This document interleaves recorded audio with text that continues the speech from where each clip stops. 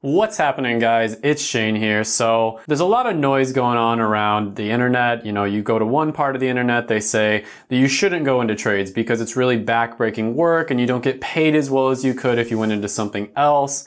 And then you go to another part of the internet, let's say Reddit, for instance, and it seems like everybody is obsessed with trades and everybody needs to become a plumber or an HVAC guy or something like that. Some think that you should get a 4-year degree so that you can sit in an air-conditioned office and just type away on a computer. Question: what kind of bear is best? Whereas other people say that it's better to go into the trades because you don't have to go deep into debt, get a college degree, spend 4 years of your life in order to get a job. And as with most things on the internet, the truth lies somewhere in the middle. And I really do believe, after doing a ton of research on this, that the trades are making a comeback overall. In my opinion, trades are underrated, and as long as you don't forget to quickly smash the like button, I'll explain why. Remember, smash that like button. So in recent decades, college has become so popular that it's almost the norm now. It's almost like the new high school degree. So, you know, a long time ago, there used to be a shortage of people who had a college degree. And so therefore, if you got a college degree, it was pretty much a sure thing that you were going to get a good job. Now it's getting to the point where there's almost an excess of people who have college degrees. And so it's not nearly as rare and it's not nearly as coveted by people who own businesses. Now, on the other hand, when we're talking about trades, it used to be back in maybe your dad's day or your grandpa's day that a lot of men were very handy. They knew how to work on cars, they knew how to build houses, they could probably fix your toilet or, pipe if something happened there. Always winterize your pipes. But now it seems like most men don't even know how to change a tire. I don't know how to change no car tire, bro. Now, what does this mean in terms of getting a job and the economy? Well, things are starting to switch and there's now less and less people that have the skills necessary to do these trades jobs. And the truth is, trades are a great option for a lot of people. And in this video, I'm going to be going over the top 10 trades jobs. Now, I did a ton of research in order to come up with this list, but at the end, I'm also gonna go over basically tricks that you can use in order to figure out which one of these jobs or which trades job that maybe isn't on the list is perfect for you. Because if you do decide to go in this direction towards the trades, there's really 3 things that are very, very important that you absolutely have to keep in mind when you're deciding which one is going to be right for you. And I'm gonna go over those 3 towards the end of the video. So the way I constructed this list is I looked at really obvious things like salary. That's a really obvious one. I also looked at things like future job growth and how many jobs are open right now. And then of course I considered job satisfaction ratings and I asked people in real life who are actually doing these careers. And then on top of that, I also considered a bunch of things which I considered to kind of be X factors. And just an example of one of those things would be wear and tear on the body. So there are some trades careers that are much more difficult on the body than others. And so these sorts of careers are obviously going to rank worse on the list. A lot of people who go into trades careers, and specifically the ones that are very physically demanding, end up having to either A, retire in their 40s or 50s, or they end up switching careers entirely. Now, I personally work in the healthcare field and I've worked with a lot of patients who take painkillers because they did an entire career in a very difficult trade and now they have back issues, knee issues, etc. And it's really tough to see this, but it's really quite common, honestly. So this is something you really do want to keep in mind when you're thinking about which trade career you should go with. Another thing to keep in mind is there are a lot of trades where they're very niche, like there's not that many job openings out there, but that doesn't mean that these aren't really good options for you. So those are ones you should look into, but I mean, my list would be ridiculously long if I included those types of trade careers. But again, it's something you should definitely look into. I might end up doing a separate video on careers that are extremely niche, where maybe there's only like 1,000 job openings or 2,000 job openings in all of the United States. So let me know if you want me to do a video like that. Another thing to note is that all the careers I mention in this video are going to be ones that you can theoretically get into within 2 years. So that means You graduate high school, and within 2 years, you can be making full-time salary money doing any one of these careers. That doesn't mean that you will do it in 2 years. Sometimes people do an extra long apprenticeship. There are certain factors that go into this, but all of them can theoretically be done in 2 years. With that being said, number 10 on the list is going to be welder. Now, welders make about $41,300 a year, and this is the median income according to BLS.gov. And I think everybody kind of knows what welders do. They wield fire. I mean, that's pretty cool and stuff. They have torches, they cut metal, they combine metal, all sorts of extremely useful things welders are able to do with their skills. And you might be surprised that welders only come in at about number 10 on the list, but I'm gonna go ahead and explain why. So first of all, the $41,000 average salary is pretty low compared to a lot of the others on this list. And then it's also only expected to grow about 3% in the next 10 years, according to BLS. Which again, that's on the lower end, especially for trades careers. A lot of them are up in the 10% range or so, but technically the average is somewhere around 4 to 6%. So that's slightly below average compared to all other careers. Now, another downside of getting into welding is it is relatively difficult on the body. Not as bad as a lot of the other trades careers, but you do have to hold a torch and your back might have to be in the same position for a very long period of time. So it is pretty difficult on the back, not to mention the fact that you'll probably burn yourself like 20 or 30 times.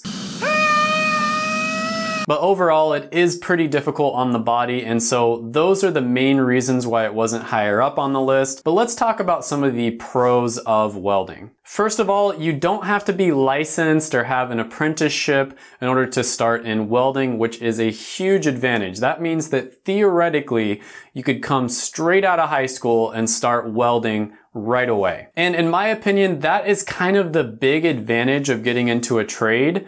There's certain trades where, if you join a union, for instance, it might take you 3 or 4 years before you start making the full amount of money that you're supposed to make.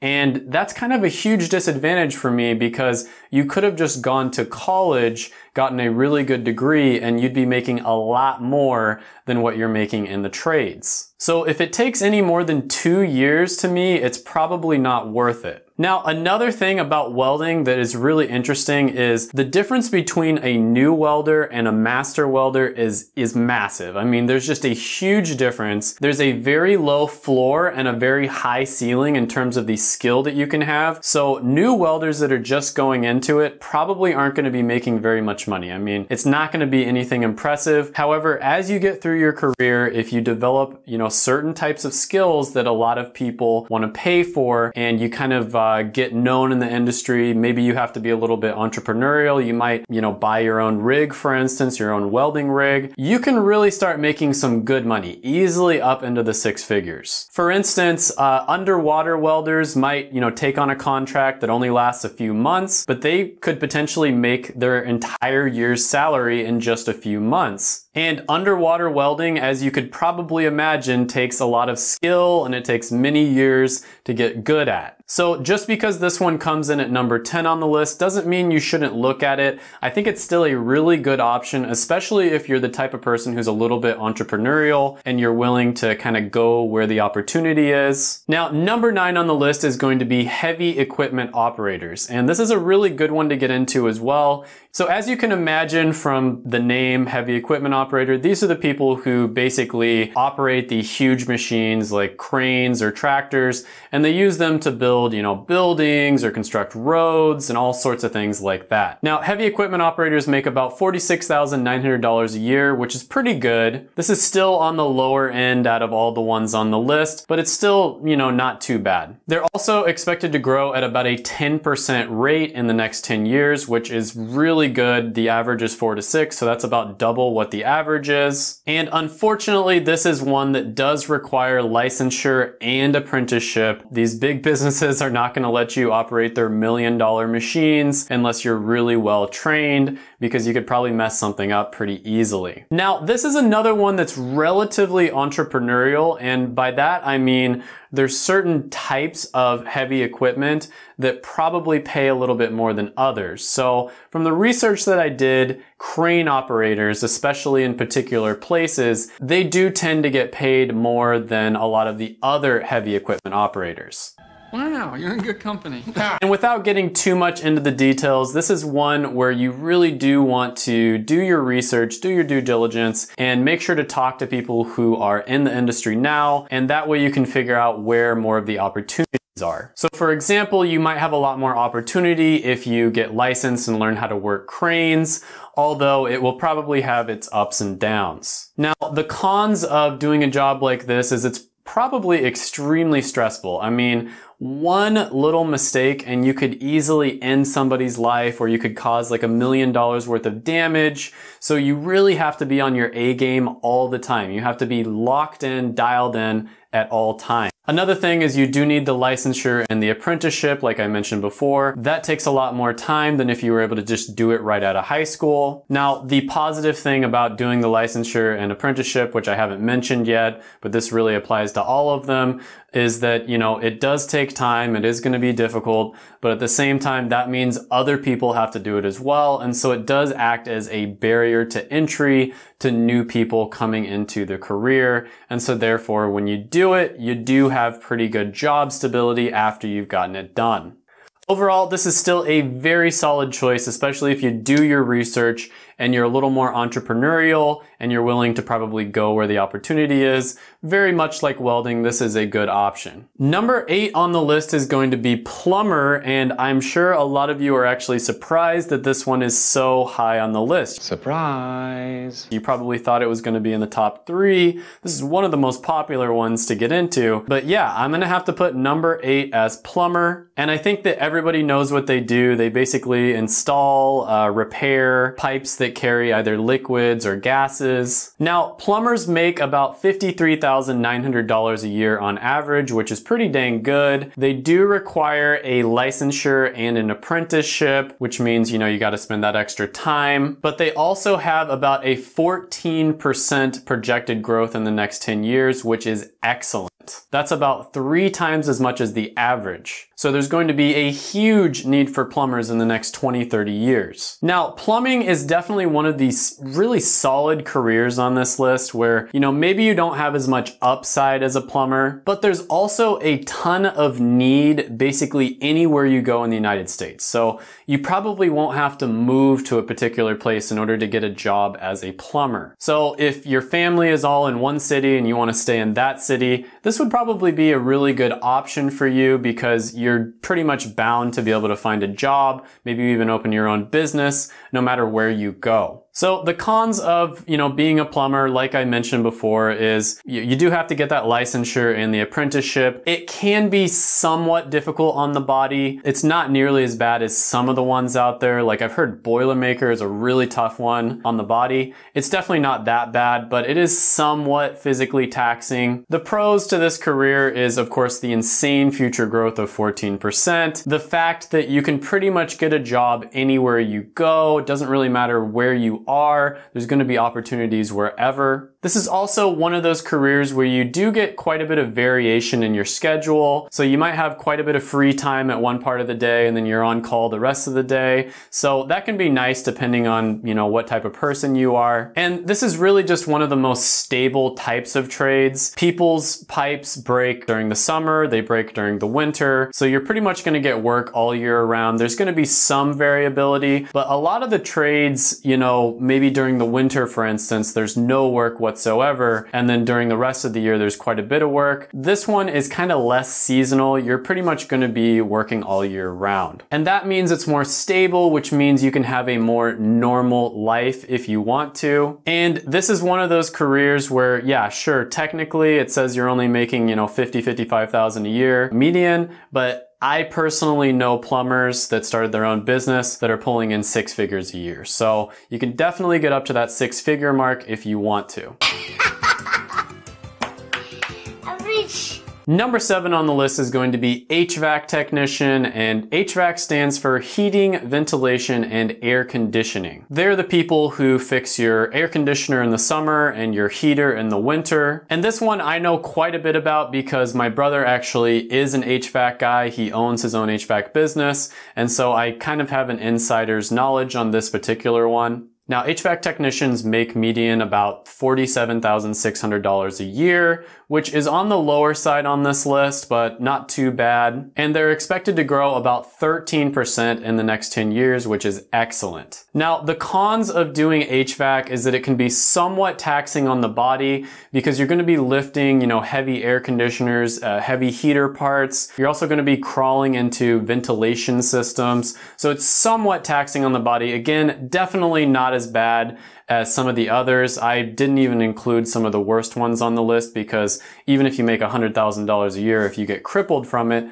to me, that's just not worth it. Another thing about HVAC, and I guess you could say this is a pro or a con, but we'll put it in cons, is it's extremely seasonal. So if you own an HVAC business in Miami, you're probably going to be doing like 80% of your work in the summer because it's going to be 100 degrees outside and 95% humidity. And when people's air conditioner breaks down, That is a problem. whereas if it breaks down in the winter and you're in LA or something like that, not as big of an issue. It's more of a convenience. Let's kick some ice.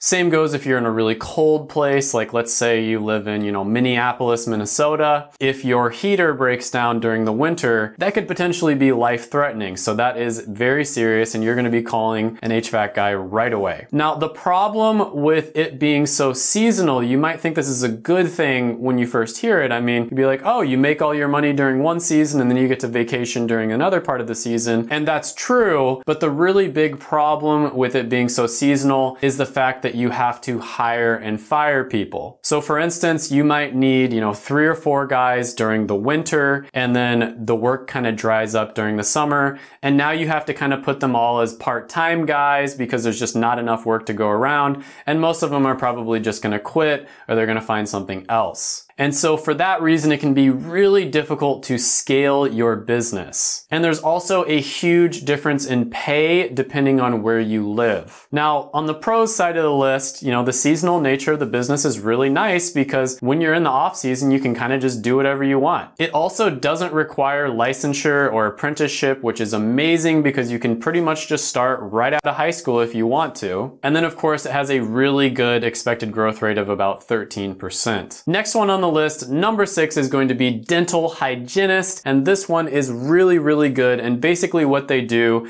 is they're going to help to examine patients. They're going to help prevent patients from getting, certain, dental diseases. They're also going to do teeth cleanings, and basically they're going to do all the things that the dentist technically can do, but they probably shouldn't be spending their time doing it because it isn't that difficult. Now, dental hygienists make about $74,800 a year, which is one of the higher ones on the list. That's excellent. It does take an apprenticeship and a licensure, which is a downside to this, but it's expected to grow at about 11% over the next 10 years, which is really, really good. So the cons of this one are pretty obvious. You're going to be all up in somebody's grill, basically, and that's pretty gross for a lot of people, putting your hand in somebody's mouth.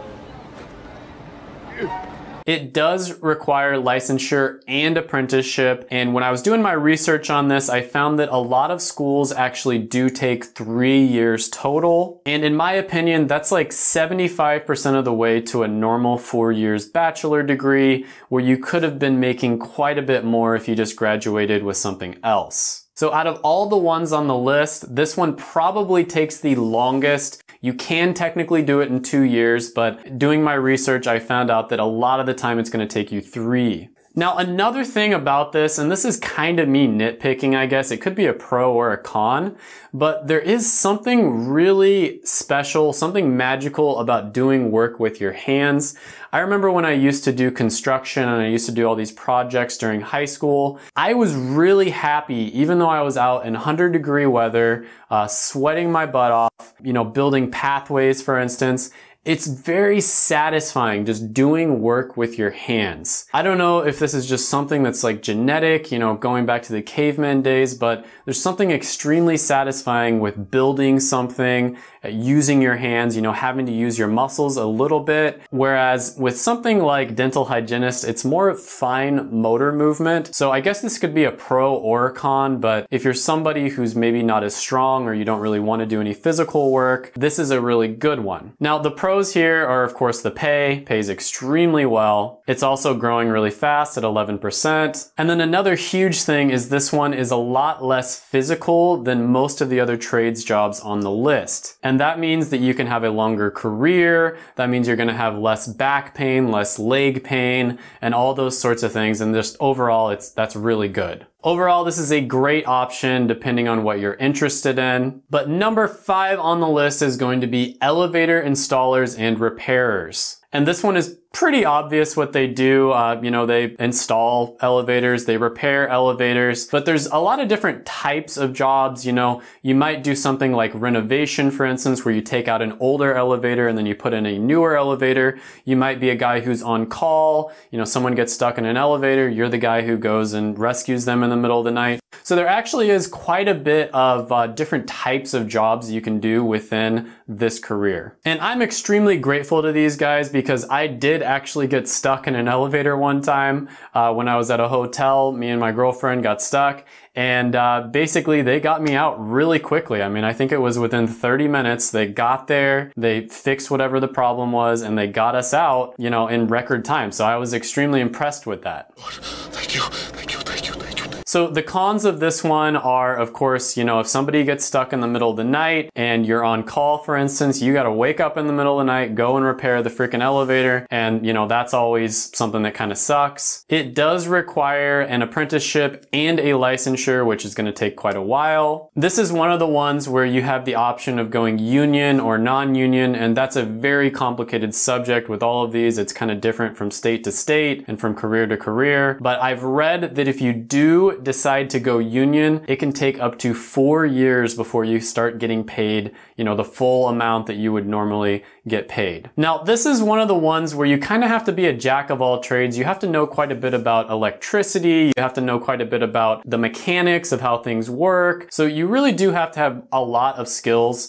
And then on another note, it is kind of dangerous. I mean, elevators are like 1,000 pounds and they're suspended in the air. And so if that thing drops on you, that's extremely dangerous. This one is somewhat physical and labor intensive compared to some of the others on the list. But again, it's not nearly as bad as the ones that I didn't include on the list. Now, the pros of this one are great. You get paid, you know, over $79,000 a year. That's an amazing salary. Its expected 10-year growth is 10%. That's awesome. And with this particular career, there's a lot of options for you to go into. And, you know, depending on what you want to do, you can probably get quite a bit of time off. And when you ask tradespeople, people who work in all kinds of different trades, which ones they think are the best to go into, you do hear this one quite a bit. You hear elevator repairer and installer. They seem to think that this is one of the less physical ones where you make, you know, pretty good money. Another one that's in that same category where when you ask tradespeople their opinion, they speak very highly of this one, is electrician. Now, I think it's pretty obvious what electricians do, and this is another one where you do have to get an apprenticeship and a licensure, so it does take a little bit longer, but you do have the 10% expected growth over 10 years, which is really solid. So some of the cons of this career is it's really dangerous. I mean, you can get electrocuted to death.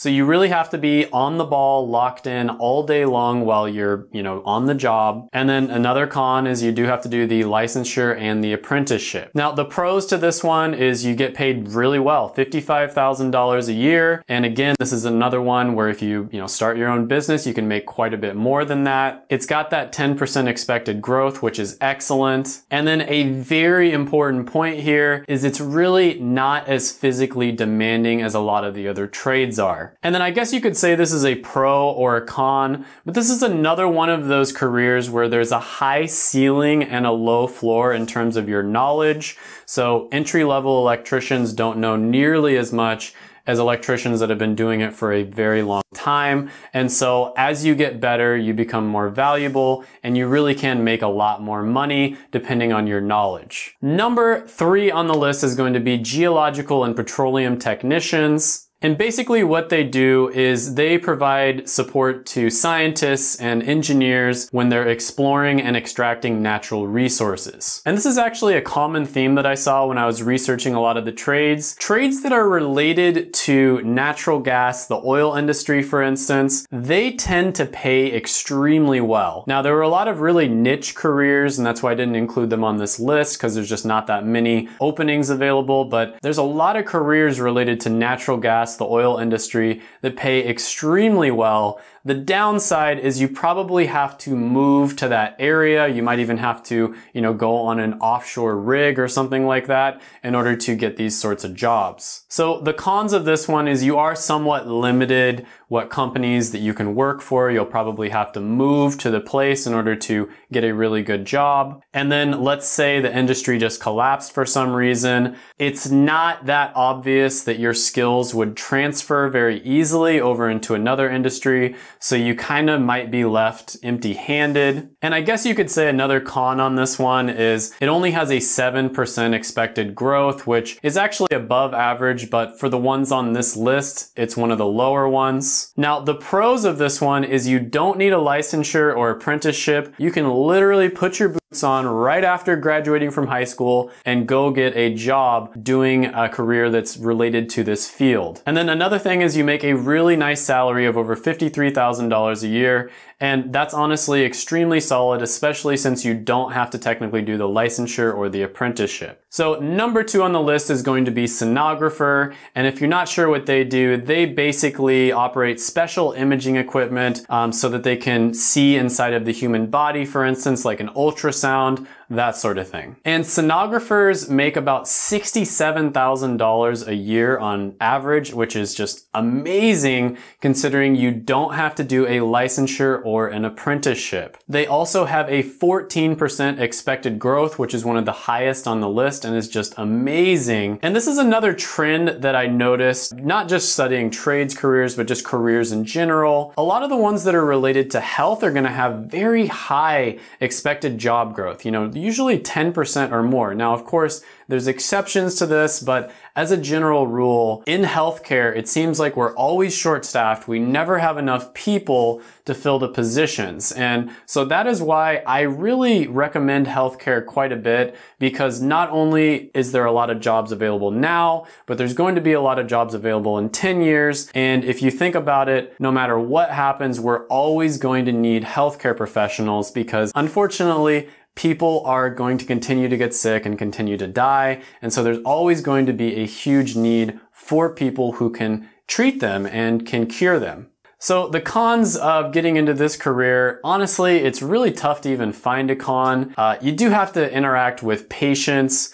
Sometimes they might not be in the best mood. So if you're somebody who doesn't like interacting with people, you're just a huge introvert, you don't want to talk to people, you don't have to deal with patients or customers, then maybe you probably don't want to go into this one, but it's not excessive. It's not like you have to talk to hundreds and hundreds of people every single day. The pros are it doesn't require licensure or apprenticeship. It's got that amazing 14% expected growth. It pays extremely well. And then, of course, this is one of the trades where you're definitely not going to have to do a lot physically. So it's not very difficult on the body. And so therefore, you're not going to have to, quit in your 40s because you have horrible back pain or anything like that. And so this is really just an amazing option. Overall, one of the best options on the list. Number 1 is slightly better, barely beats it out, and that is radiation therapy.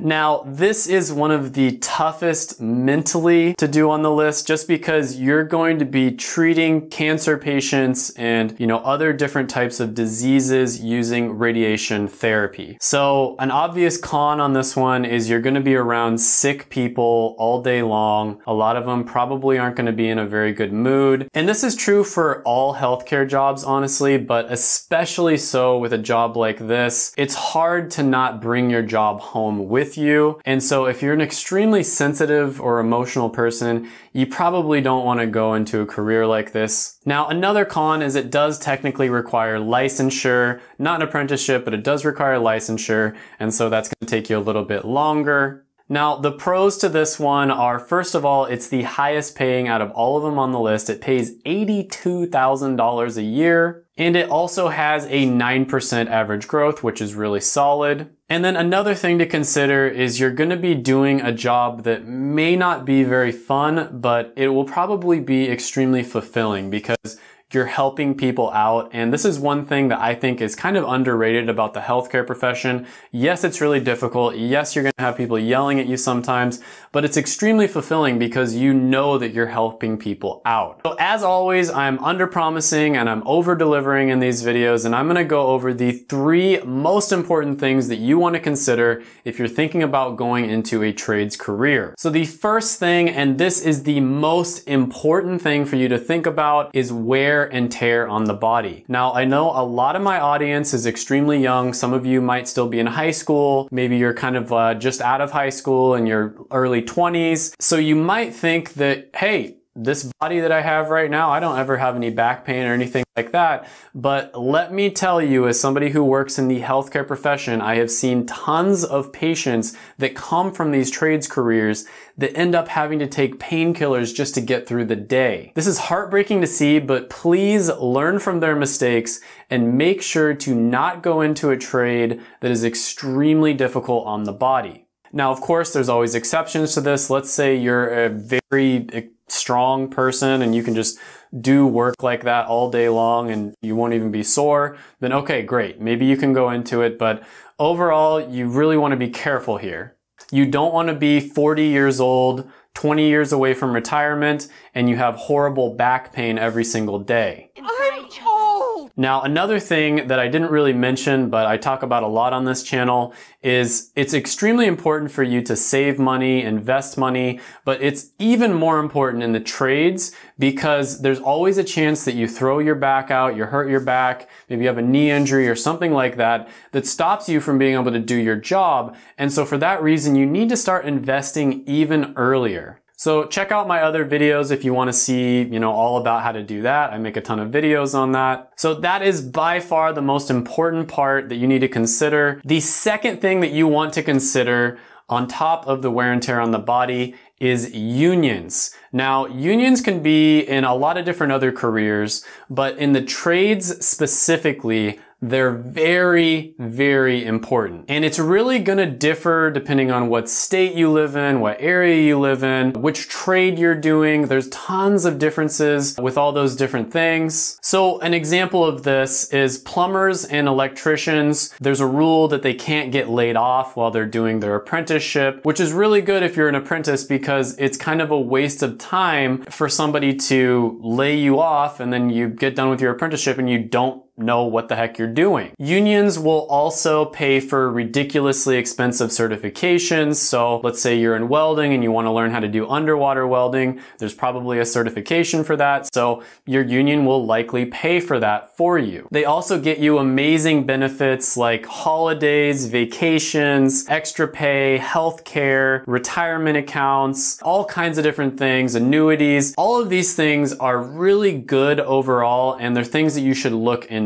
Unions generally negotiate a higher pay for you as well, although a lot of the time you do have to pay the union fee. The higher pay that they negotiate is going to, make up the difference and then some when it comes to the union fees. So as a general rule of thumb, and again, this might be a little bit different depending on where you're living or what trade you're in, it's generally a good idea to join a union. And again, this is something, it's so important that you do your research on this. So I'll give another example. Carpenters and laborers, unfortunately, just because of the fact that it's kind of easy to get into it, they are actually starting to lose their unions because of the fact that so many of them are not unionized. And therefore, the unions don't have any leverage over the employers, and so they can't really negotiate benefits or anything like that. And you can look online all you want to do this sort of research. I'm sure there's forums that are, specifically for carpenters carpenters or plumbers or HVAC guys, and those will be extremely helpful, I'm sure,